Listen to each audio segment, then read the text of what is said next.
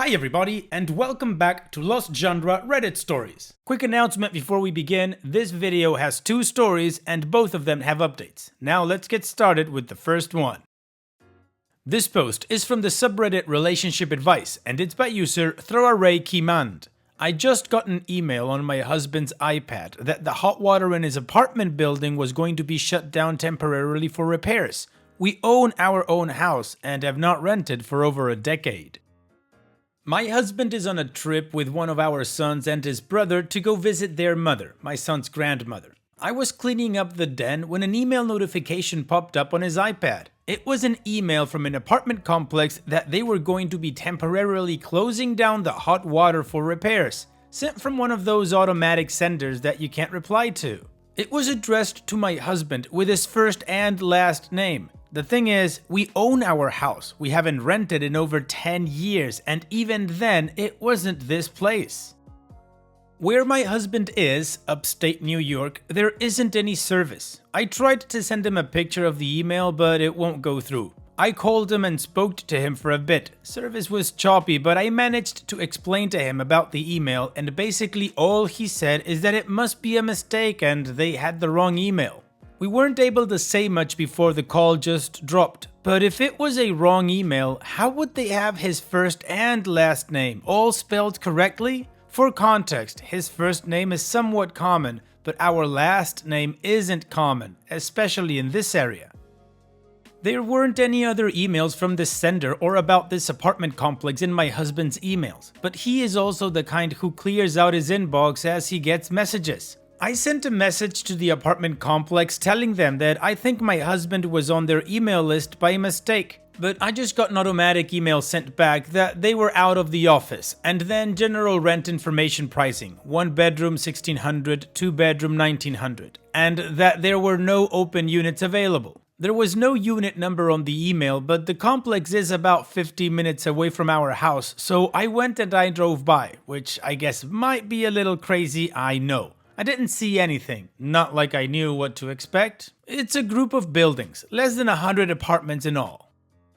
I don't have any reason to mistrust my husband other than this weird email that gives me a strange feeling in the pit of my stomach, as well as a general feeling of paranoia that he's just been bored with me. I've been feeling this way for a little while, but he insists I'm imagining it and that he's happy. I only brought it up to him once, when I was feeling particularly insecure last year. We still do things together, he still tells me he loves me, etc. I just feel like he doesn't have as much fun with me as he used to, and like he looks for reasons to be out of the house or doing things specifically with the boys instead of doing things with the whole family.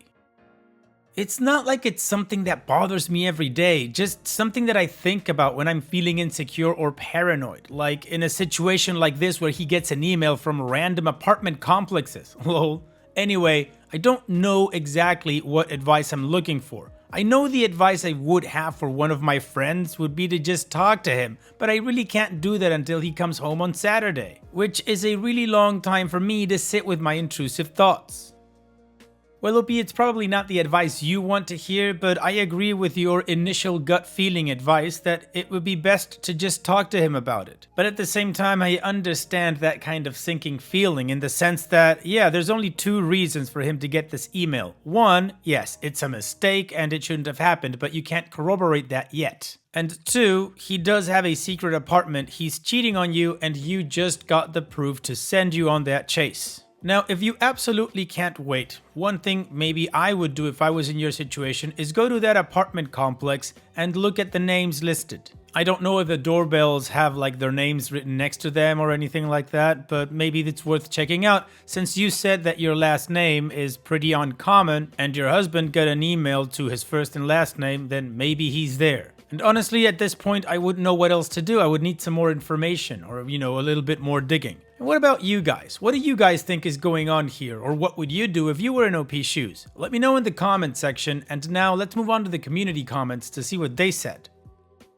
Spicy Little Pepper says, if your husband has the same last name as you, are you able to call the maintenance person and pretend to be locked out? If you say you lost your keys and you have the same last name as the person who lives in the unit, and he has a record of that person, maybe he will let you in? You can also show the email as proof of living there, it might be helpful to see what is in the unit. Don't wait until your husband is back because he may have already started to do whatever damage control he can, if he indeed is up to something. The faster you act, the better.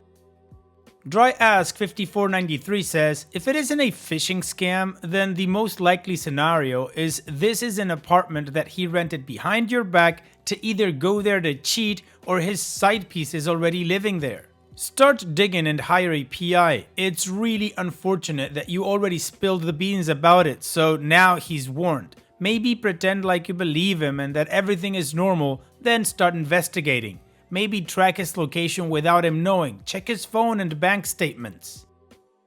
Alicia0510 says, there are only 3 possibilities. 1. Your husband had his name and identity stolen. 2. Your husband co-signed for a friend or family member who couldn't qualify for an apartment on their own. 3. Your husband is cheating on you and pays the rent for his mistress. Whichever point it is, you need to get to the bottom of it. Start by doing a deep dive into your finances. Comb over your bank accounts and credit cards. Run his credit report or use Credit Karma to see if he has any credit cards you don't know about. Use his bank login instead of yours to see if there are accounts he hasn't told you about. Additional information from OP's comments. We share finances and I'd totally notice this much money missing. However, he also has a separate account for his company that we don't share.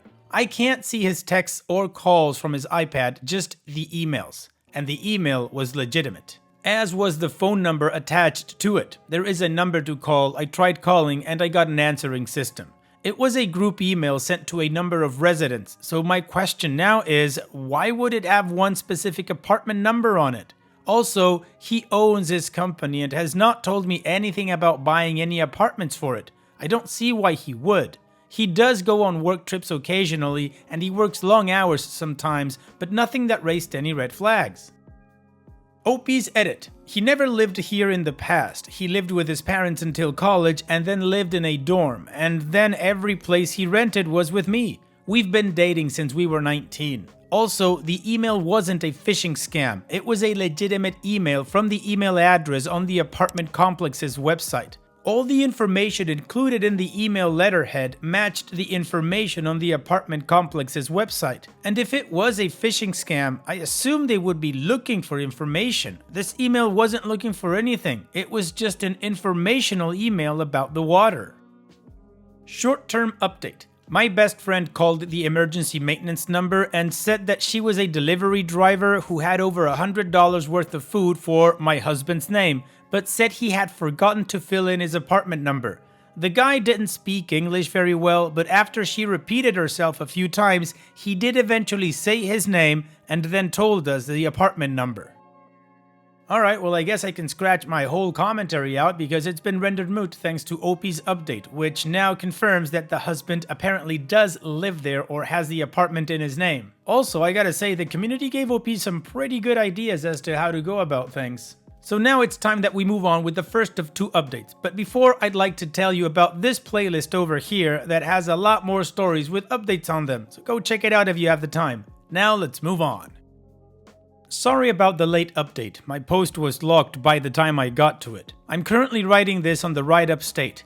Yesterday I posted about an email I had gotten on my husband's email from an apartment complex talking about fixing the water. My husband, who is upstate visiting his mother until Saturday, has next to no cell service, so I haven't been able to talk to him about any of this other than saying that the email must have been a mix-up. Now, my friend called and got his apartment number from the maintenance man. Both of us went over to the apartment and my friend knocked. A girl answered but didn't answer the door, just the bell camera. My friend said she was there looking for Adam. The girl said that Adam wasn't there but wouldn't give her more information than that, which I get, my friend was a total stranger at her door. When we left, I could see her looking out the apartment window at us. I tried to call my husband 1,000 times yesterday and nothing went through. The few times the call did pick up, the service was so bad you could barely hear anything. My mother-in-law does have a landline. I've tried calling it and got no answer. This has happened quite a few times in the past. It's a portable phone that she does not charge. I thought about asking the girl in the apartment if she knew Adam was married, but I would rather confront my husband than this woman. And also, we didn't push her because she wasn't giving us any information and we were worried that she was going to call the police. My friend tried to ask her more questions, but she wasn't giving her any information. So I'm headed upstate to confront him in person. I have a copy of the email as well as a photo of the apartment as well as a recording of the girl saying that Adam wasn't there, which is confirmation to me that she knows him. If this is somehow all a big misunderstanding, I'm going to have my husband explain it to me in person instead of waiting until he comes home. I am not alone, I am with my sister and my best friend, and I intend on having this conversation in front of my sister, my friend, and his mother. If he wants to lie his way out of it, he can lie to his mother as well. Finally, I haven't gotten a chance to read all the comments, but I will go through them now and try to respond to what I can. I haven't slept, so I hope this makes sense. Opie's edit. To everyone telling me that I should just wait and not confront him and talk to her first, he's my husband. He's the father of my children. If I'm going to find out that he's cheating on me, it is going to be from him. I'm going to say this for the last time. Please stop advising me not to talk to my husband about this very serious situation that we are in. I will go talk to a lawyer if need be. However, we have been married for over a decade and we have a family and a life together. I am going to go talk to him. I understand what the situation probably is. I understand that he's probably going to try to lie to me. I am not a moron. Anything that he says, he would have to prove. So if he's telling me anything and he is unable to prove it, then I'm just going to assume that he's a lying cheater and divorce him. Opie's final update. I'm writing this from a hotel room. I went to confront my husband. He knew the minute my car pulled up what was going on. He came outside to meet me and the first thing he said was, "Did you go to the apartment?" And I told him, "Yeah." So then he said, "So I guess we have to have a talk." And again, I said, "Yeah." I'm not going to get into the exact details of it. It was a long talk and it involved a lot of emotions. She is his girlfriend. They've been together for 4 months. She is under the impression that we are separated and going through the divorce process. His family wasn't aware of this. His brother and mother, who were there, were horrified. I'm sorry I don't have more to say. I've already contacted a divorce lawyer, a therapist, and a financial advisor. Thanks to everyone for your support. Aw man, OP, I am so sorry. Your husband sucks horribly. I hope you beat the crap out of him in the divorce proceedings. And also, I'd probably tell the girlfriend that he is now in the divorce process and not 4 months ago like he told her. And I know that's just my pettiness talking, but I think he deserves to have this new relationship blown up from the inside. Of course, that's up to you, and if you just don't want the drama, then you just get through with your divorce and move on with your life. Opie, I wish all the best for you and your boys in the future, and hopefully your husband gets what's coming to him. Take care, Opie, and thank you for sharing. Now, let's move on to the next story that, like I said, also has an update. This post is from the subreddit Am I the A-hole, and it's by user Deleted. Am I the a-hole for asking my sister to leave after she tried to kick me out of my own house? My 26 female sister, who I'll call Emily, moved in with her husband 29 male, who I'll call Roger, 2 years back. Emily and I were never very close, but we were family nonetheless. Recently, they decided to get their house renovated, and because it's been quite disastrous at their place, they asked if they could move in with me last week. I was a little shocked because we haven't spoken in a while, but I said it would be fine with me. Then, Emily wanted to have a talk. She asked if she and Roger could have the place to themselves on Christmas Day and Christmas Eve. I asked where she thinks I can go, and her response, "I don't know, get a motel." She continued to tell me how I can afford a couple of days in a motel and it won't kill me. She told me it's nothing against me, but it's just that they have their own traditions and like to spend the holiday together. They chose to get their house renovated during this time, knowing it would interfere with their Christmas traditions. So I asked them to leave. I can't put my life on hold and move out because they want to spend the holiday with each other. They won't be homeless. My parents took them in, but they called me absolutely infuriated because I refused to let them stay. and wouldn't let them enjoy the holiday after all the trouble they went through with the renovations. Am I the a-hole? What is this madness? No, OP, you are not the a-hole. Your sister is a ridiculously entitled a-hole, and so is her husband. And what is up with your parents? They also deserve a smack upside the head. It is exactly like you said. They chose to get the renovations done at this time. They knew it would interfere with their Christmas, whatever they want to do. And you're the a-hole because you want to stay in your house and not go to a depressing motel on Christmas Eve? Your sister's being ridiculous. So yeah, OP, no, you are not the a-hole. And what do you guys think? What is your judgment? What would you say to OP's sister? Let me know in the comment section, and now let's move on to the community judgments to see what they said. Raven X Almasi says, not the a-hole, that's just insane. Who asks that? Be happy someone is letting you stay at their place for a while. Will they ask your parents to leave their home now so they can have their Christmas, or is it just you who they would ask this of? Doris Useless says, if they wanted privacy for Christmas, they could have 1. Planned better, or 2. Done what they expected you to do and gotten a motel room themselves. It's just weird that they wanted you to leave your own house, and more so that they didn't even offer to pay you for you to get a room somewhere and cover your meals while they stayed at your house. This is some serious entitlement on their part, not the a-hole. Dangerfield says, not the a-hole. She knew exactly what she was doing and just expected you to bend to her whims because that's just her viewpoint. If they didn't want to have a disrupted Christmas, they shouldn't have chosen to renovate during this period. They don't get to ask you to leave your house, full stop. Well, the community was short and precise. OP is not the a-hole, and what is wrong with the sister and her husband? Anyways, let's move on to the update to see how this story ends. It's been a few months since my last post, and a lot has changed. After Christmas, my sister called me to apologize for what she had said. She told me she had been dealing with a lot of issues at that time, and she didn't mean what she said. I felt sorry for her, I really did. So I told her all was okay and that she and Roger are forgiven. Fast forward a month and Emily and Roger are getting separated. I don't know their business, but I know that financial problems were a big part of it. She had asked to stay with me again, and I, feeling sorry for her, said okay.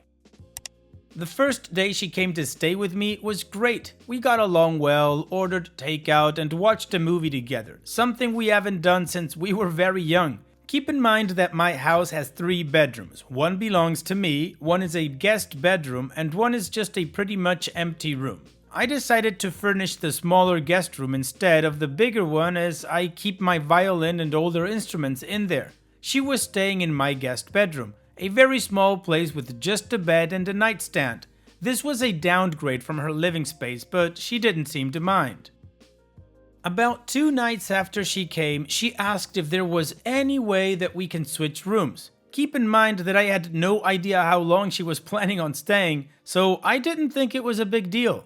The room has a comfortable bed and a nightstand with some drawers. It's not permanent, so I told her no. This was when the bigger problems started. She began to leave her dirty clothes and dishes all over the floor. She stained a quilt that a close friend of mine had made for me with food. I asked her to please keep my rooms tidy, and she started to break down crying. She told me she was feeling very down and that she is sorry. I understand this sort of thing, but I still asked her to keep it tidy as she was living here for free. She kept doing it, however, and I asked her to leave again to stay with my parents. Dick move? Maybe, but the room was dirty and smelled disgusting. A few of my friends say I'm too harsh with her, but I had really tried to get along with her, but we just don't work. She didn't give my parents her sob story this time though, so there were no more fights with my parents. Fast forward again to last week. My sister gives me a call and apologizes. She told me that she knows we can never be friends, but she hopes we can be civil. I said absolutely. I want to take a moment to thank all of the people who took the time to respond to me. You guys helped me get through Christmas. Well, OP, there's no fault in trying. You did try to help your sister out, but like you said, you guys just didn't work. At least you can be civil to each other. Thank you so much for sharing, OP, and all the best in the future. Take care. And that's it for today's video. Thank you so much for taking the time to watch it. Now, if you've gotten to this point in the video, I assume that you like these stories that I'm reading out, so here are a couple more that you might enjoy. And if you don't have any time to watch another story right now, save it for later, and also, don't forget to hit that subscribe button.